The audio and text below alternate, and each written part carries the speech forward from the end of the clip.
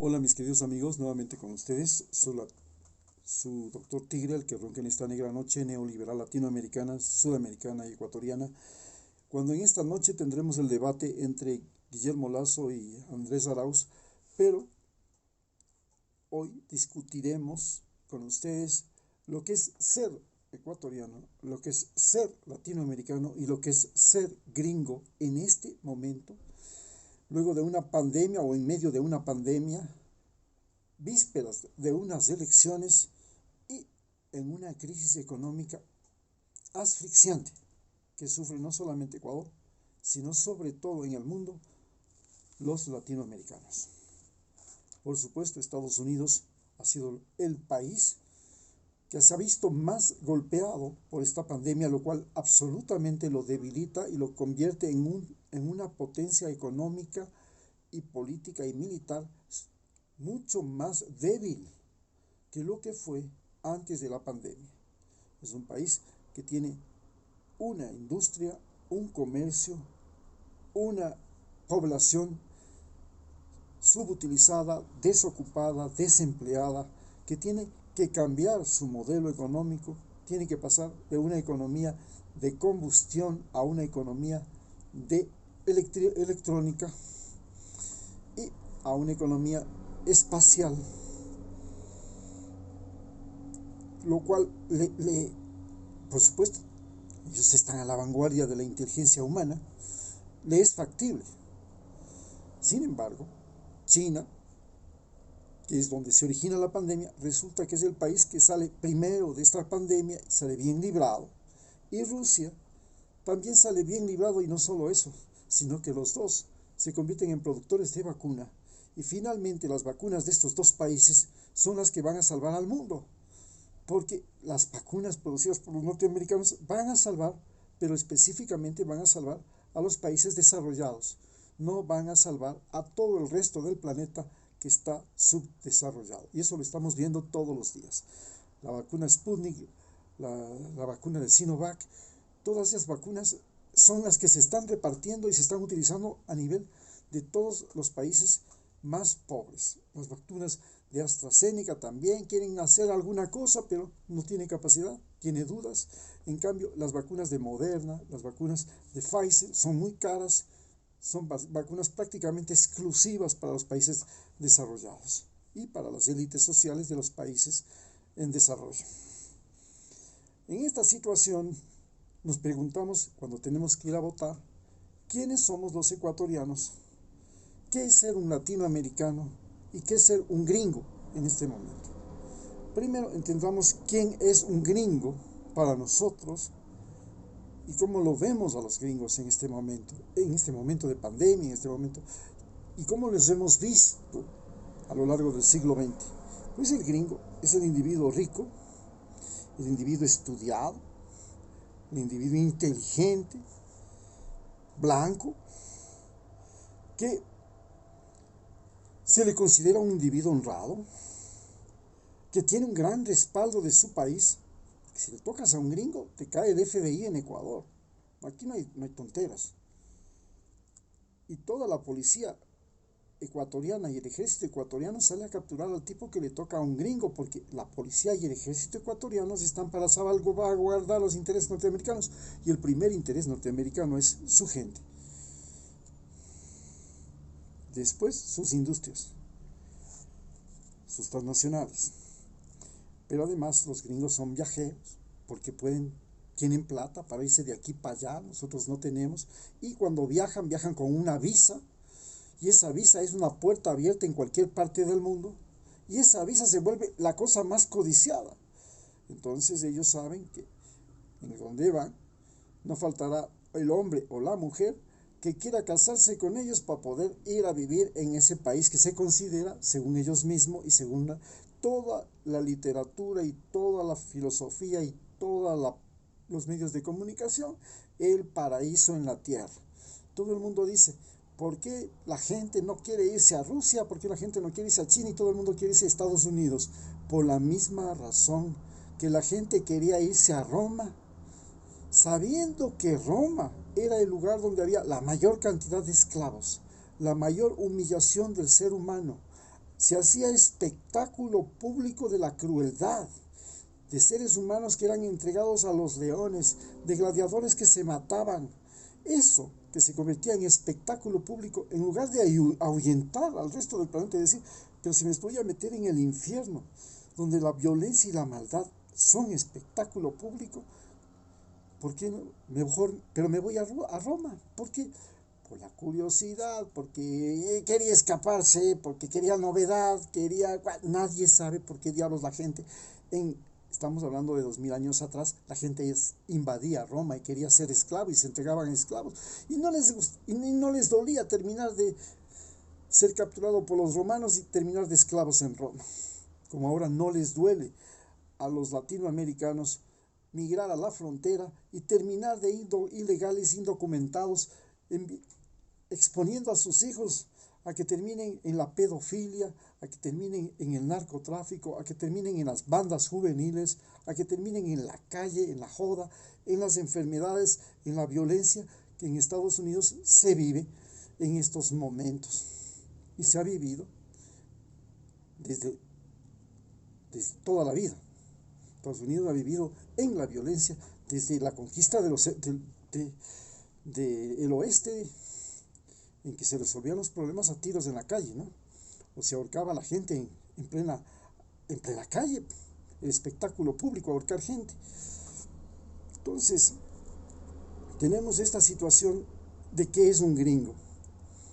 Y entonces el gringo, cuando llega acá, se le considera un individuo libre, un individuo noble, de nuevos sentimientos, es el bueno de la película. Si hay que hacer una película, y los gringos hacen películas, el bueno es el gringo. El malo es el negro, o el que tiene la piel más oscura, y el feo es el mestizo. Y entonces pasamos a entender quiénes somos los latinos. Los latinos hemos sido los mestizos. ¿Por qué? Porque cuando llegaron los españoles, llegaron los portugueses, ellos tenían otro concepto religioso, mientras que al norte llegaba la religión anglicana, que era una religión racista, donde el papa máximo de esa religión era Enrique VIII o Isabel I y todos los reyes de Inglaterra, y era gente, especialmente Enrique VIII, que vivía todos los vicios prohibidos y todos los pecados capitales, mientras que el papa se suponía que no vivía ninguno de los pecados capitales, aunque lo hacían a escondidas. El otro lo hacía descaradamente, y eso permitió que la piratería, el tráfico de esclavos, la venta de opio, sean la base fundamental de la economía inglesa. Y estos verdugos del planeta Tierra, que no eran grandotes como ahora, apenas medían 1,65, el que más tenía eran chiquititos, llegaron a Estados Unidos, al territorio del norte, a matar indios descaradamente, y los que no pudieron matar los redujeron a campos de concentración, que son el origen, se llamaban reservaciones. El origen de los campos de concentración son las reservaciones norteamericanas. Y luego a derrotar a los mexicanos, a derrotar a los españoles, que se encontraban debilitados primero por las guerras de la independencia, en el caso de México por la invasión francesa, y también porque en el caso de España, porque España pues fue invadida por los franceses y tuvo una guerra, eso le debilitó y eso facilitó que los norteamericanos terminaran con ese país, con ese imperio. Entonces, ese es el norteamericano y ese somos nosotros, unos mestizos. Y estos mestizos no somos mestizos solamente porque seamos más blancos o más negros o más mulatos o más negros, sino que nosotros mezclamos dos culturas. Somos mestizos de raza y mestizos de cultura. Aquí en América Latina, las lenguas, los nombres, las palabras, todo eran una mezcla de las lenguas nativas con las lenguas españolas y portuguesas. Entonces, la ciudad se llamaba San Francisco de Quito. No se llamaba como en Estados Unidos solo San Francisco o Los Ángeles o Boston o Chicago o Nueva York. No, se llamaba San Francisco y abajo Quito. Se llamaba Potosí. Se llamaba Cusco. Los mismos nombres indígenas. Y ahí comienza el mestizaje. somos mestizos no solamente por la raza, sino por la cultura. Muchas palabras del español acogieron palabras indígenas que significaban otra cosa, comenzando por los alimentos, y luego la forma de decir, de expresar emociones. Y así creamos un mestizaje cultural y nos hicimos mestizos. Pero para los gringos, los latinoamericanos en este momento y después de Donald Trump y en el gobierno de Donald Trump, éramos los violentos, los peligrosos, los deshonestos, los que teníamos un desorden sexual, éramos violadores, éramos pedófilos, y algo que en Estados Unidos es peor que ser ladrón, peor que ser criminal, peor que ser sifilítico, peor que tener sida, es ser ilegal. Y el momento que los latinoamericanos nos convertimos en la mayor cantidad de ilegales que hay en Estados Unidos, nosotros nos convertimos en lo peor. Y ser ilegal significaba ser narco, ser feo, ser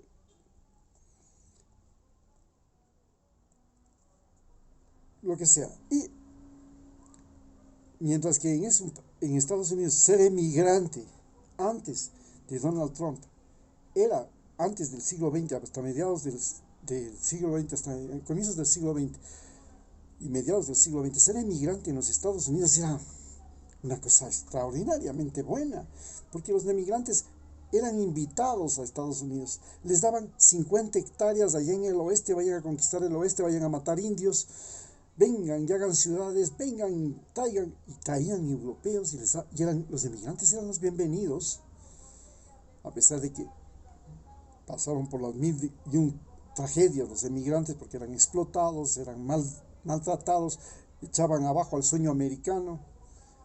Hubieron inclusive los grandes destructores del sueño americano. Estamos hablando de Thomas Alva Edison, de Firestone, estamos hablando de Vanderbilt, de todos esos magnates que convirtieron a los migrantes en esclavos miserables por un salario, o sea, eran trabajadores en condiciones infrahumanas. Esos eran emigrantes, pero cuando llega la inmigración hispana, cuando llega la inmigración china, ya ser emigrante pasó a ser lo peor de lo peor. Preferible tener sida a ser emigrante. Y hoy los emigrantes, cuando usted es emigrante a los Estados Unidos, usted tiene que saber que usted va a ser lo peor de lo peor en Estados Unidos. Un tipo que si llega a entrar es por lástima, por misericordia, pero es un riesgo para ese país aceptarle a usted. Por tanto, usted no es bienvenido en ese país. Váyalo sabiendo. Y no solamente en ese país. Tengo a mis hijas en otros países, estamos hablando de los países anglosajones, y en Australia, en Nueva Zelanda, inclusive en Canadá, aunque Canadá es menos riguroso, lo mismo que en Inglaterra, lo mismo que en Alemania, lo mismo. Ser migrante, países que han sido culturalmente racistas, es ser cola de león para olerle los pedos a los de ese país. Hoy tenemos entonces que analizar quién es el ecuatoriano que va a ir a votar mañana en ese país, en esas elecciones. El ecuatoriano, pues, nosotros, usted y yo, igual que todo este país, es un individuo explotado que se ha convertido en un explotador inmisericordia de la selva, de las riquezas petroleras, de las minas, de la pesca, un asesino de árboles, de especies, un agricultor que sacrifica su vida utilizando sus pesticidas, trabajando más de la cuenta por muy malos salarios y que se expone. Ese es el ecuatoriano. En otras palabras, es un individuo pobre. Y pobre no solamente porque le falta dinero, es culturalmente pobre. Se considera que hablar español no es lo mismo que hablar inglés. Entonces, la lengua española vale menos. Que practicar la religión católica no es lo mismo que practicar una religión protestante. Los que practican la religión protestante son más que los que practican la religión católica. Y eso lo vemos en los indígenas. Los indígenas protestantes se creen superiores a los indígenas católicos porque dicen que los indígenas católicos son alcohólicos y nosotros son empresarios. Tenemos la educación. Nosotros ellos consideran que nuestra educación es de perro. Es lo peor del mundo. ¿Por qué nosotros todavía tenemos en nuestra educación esta educación escolástica, lo que él llamaba la escolástica, que era, venía un profesor, abría su cerebro, le embutía todas las palabras que podía, usted las repetía de memoria y pasaba el año. Y eso era educación en Ecuador. Ellos dicen, no, nosotros en Estados Unidos tenemos otra educación, nosotros somos gente que enseñamos a nuestra gente a pensar, a decidir. Y entonces, gracias a que les enseñamos a pensar y decidir, nosotros tenemos ahora una industria de gente que todos los días hace patentes, que todos los días inventa cosas, que estamos en el espacio, que innovamos. Ustedes tienen una educación estúpida y por eso son estúpidos. Luego tenemos un salario. Nos consideran que somos menos porque ganamos un salario menor. Usted puede ser un idiota en Estados Unidos, pero si gana $10,000, o si gana $3,000, $4,000 en Estados Unidos, usted es un señor. Usted puede ser un genio en Ecuador. Pero si usted gana como médico 1,600, mientras que en Estados Unidos gana $16,000, usted es una mierda de médico. Si usted trabaja aquí en Ecuador por $400, haciendo el mismo trabajo que en Estados Unidos lo hacen por $4,000, usted es una mierda de trabajador. Y no porque sea una mierda de trabajador, es porque simplemente ellos consideran que los individuos que ganan menos salario son una mierda. Eso es todo. Y ese es el concepto. Y por eso nosotros subestimamos a nosotros mismos. Y cuando encontramos un tipo que, como Guillermo Lasso, puede hacer en un año 30 millones estafando y robando a todo el pueblo ecuatoriano mediante un feriado bancario, pues ese no es que sea tonto, ese es extremadamente inteligente. Y como es extremadamente inteligente, hay que hacerlo presidente, pues. Y así tenemos que además nosotros hemos aprendido a ser serviles. Es decir, nos explotan, nos dan palo y seguimos diciendo, gracias, patroncito. Como el marido que le pega a la mujer y dice, maridito es, que pegue nomás. Y eso es lo que hemos terminado siendo los ecuatorianos. Podemos ser muy amables y todo generosos, espléndidos, pero terminamos siendo unos arrimados en ese país, unos arrimados en nuestro propio país. Si usted no se arrima al patrón, si usted no se arrima al político, si usted no se arrima al dueño de la empresa, si usted no se arrima a alguien, usted aquí no tiene, si usted no tiene padrino, usted no se bautiza en Ecuador. Entonces, en una economía inestable donde hoy día sabemos cuánto ganamos y al día siguiente no sabemos cuánto vamos a ganar, un día sabemos cuántos impuestos tenemos que pagar y al día siguiente no sabemos cuántos impuestos tenemos que pagar, si un día sabemos que, si hoy día nos endeudamos porque pensamos que vamos a tener un salario por los próximos años, el mismo, por lo menos el mismo o algo más, resulta que al año siguiente viene una pandemia, viene un nuevo gobierno, le botan a la calle, se acabó todo, queda usted endeudado, usted es un pobre inestable. Y eso le convierte a usted en un informal, finalmente usted le convierte en un ilegal, porque usted trata de irse a los Estados Unidos y termina siendo ilegal. Primero es ilegal allá y luego le toca ser ilegal aquí, narcotraficante, ladrón, pícaro, estafador, político. Porque los políticos en Ecuador son esa semilla, son esas sementeras. ¿De dónde se cosechan los políticos? Los políticos que cosechamos aquí no cosechamos de la gente honesta, cosechamos de los más bandidos. Esos son la sementera, el territorio de la mentira, el territorio de la trampa, el territorio de la deshonestidad, es de donde nacen nuestros políticos. Y terminamos siendo individuos deportables. ¿Qué es un ecuatoriano? Es un individuo deportable, que piensa que es infelizmente legal en su país y que puede ser felizmente ilegal en cualquier otra parte del mundo. Muchas gracias.